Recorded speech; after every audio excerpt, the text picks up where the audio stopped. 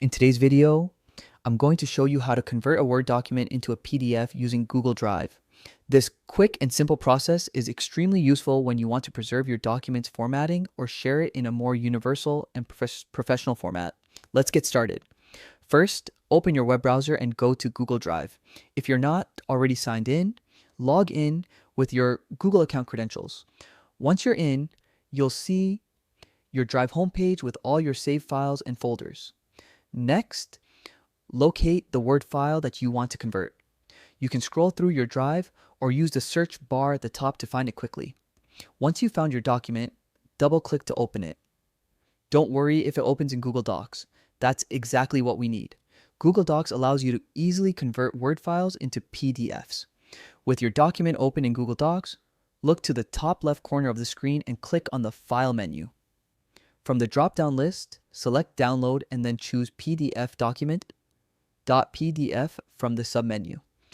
As soon as you click that option, Google Docs will automatically begin converting your file into a PDF.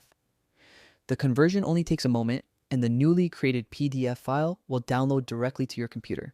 By default, it will be saved in your Downloads folder unless you've chosen a different location. And that's it.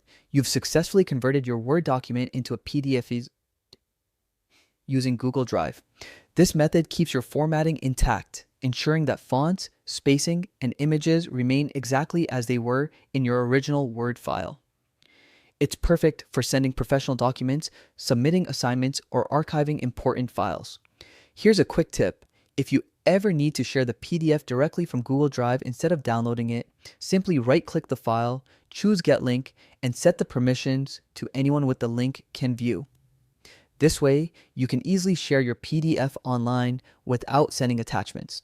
The best part is that this entire process doesn't require any additional software, just your Google account and a web browser. It's fast, reliable, and works across all devices, whether you're using Windows, Mac, or even a Chromebook.